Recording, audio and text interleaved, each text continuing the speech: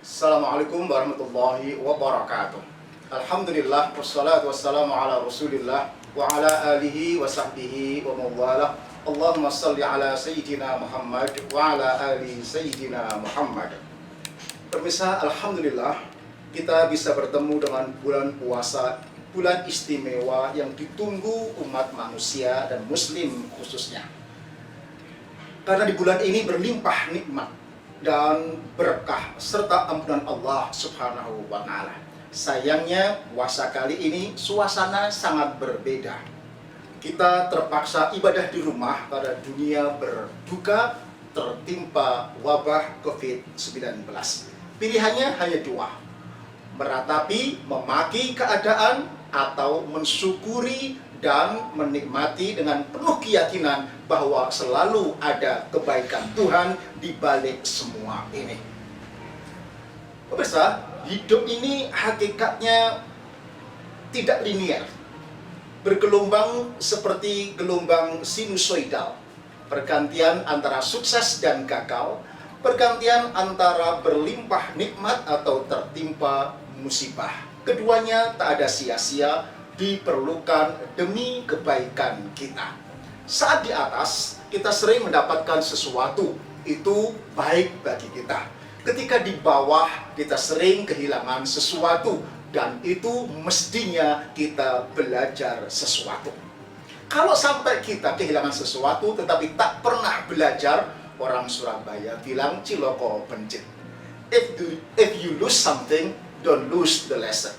Jika engkau kehilangan sesuatu, jangan pernah kehilangan pelajaran di belakangnya. Bencana ini akan benar-benar menjadi bencana kalau kita gagal menemukan Tuhan di belakangnya.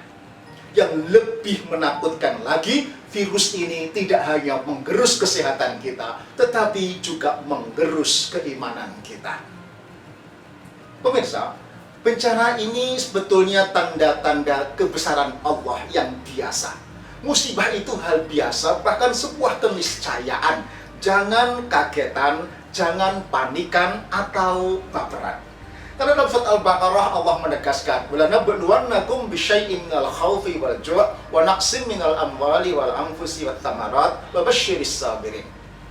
Narasinya tegas, sungguh pasti kalian akan diuji oleh Allah dengan ketakutan, kelaparan, kekurangan harta, penghasilan, dan kematian.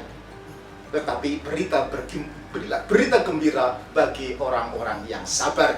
Artinya yang cerdas spiritual memaknai musibah atau wabah ini. Allah berpesan, musibah ini sebetulnya teguran, panggilan Allah agar kita segera kembali kepada tatanan ilahi. Sebuah surah dalam Ar-Rum ayat 41. Dhahara al-fasadu fil barri wal bahri bima kasabat aydin nas liyudhiqahum ba'dalladzi 'amilu la'allahum yarji'un.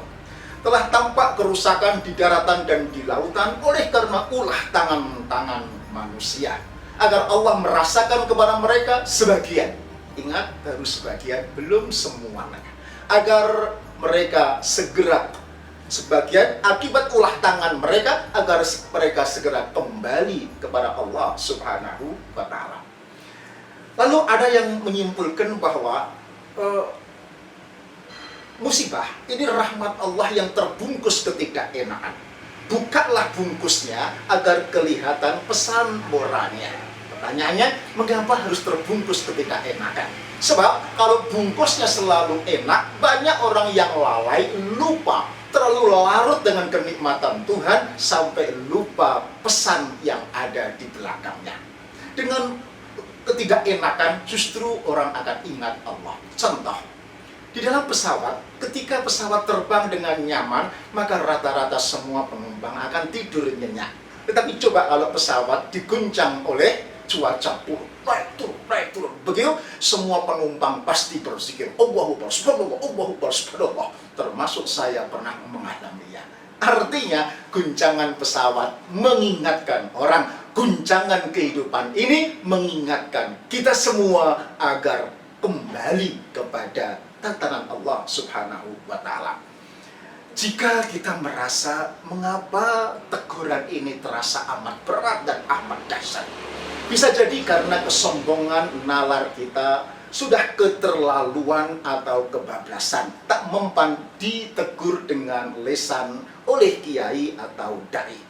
Manusia terlalu sombong dan pongah.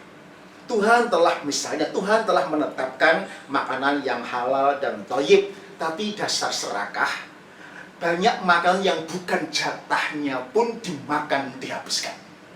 10 tahun yang lalu saya ditraktir seorang teman di Shanghai. Maunya menggembirakan saya, ditraktir di restoran berputar di hotel tertinggi di rooftop. Kemudian sambil makan bisa melihat suasana Shanghai di malam hari. Betapa kagetnya sampai di atas, ternyata menunya menu kebun binatang. Ada kera, ada kelelawar, ada ular, ada tokek, ada kata, ada siput, macam-macam ada. Akhirnya turun hanya pesan nasi goreng telur saja.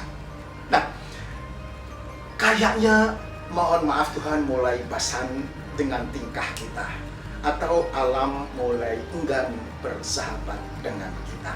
Hanya orang cerdas spiritual yang mampu menangkap pesan Tuhan di balik semua ini. Assalamualaikum warahmatullahi wabarakatuh.